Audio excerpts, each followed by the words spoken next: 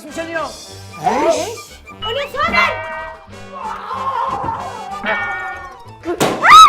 ها من بكره تشوف لك فيزا وتطير من وجهي.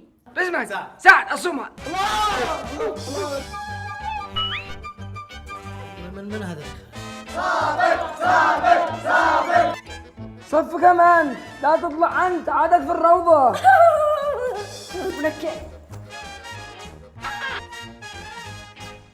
لا كهرباء، كده السطح ملان الواح، لا ماء، يعني بتشتغل قرعه لا دواء، بالعكس ها. او كذا ارجوك ترحمني. ما أعطيش حاجة، طار كله.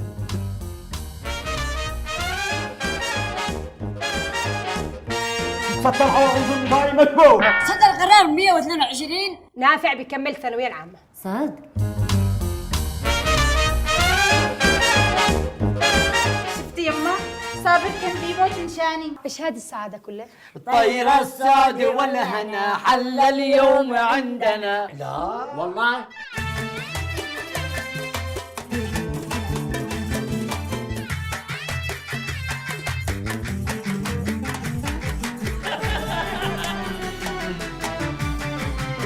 جاء 45. مجنون هذا هبل، جاء من 45 كان حيجي من شارع 60 اقرب له.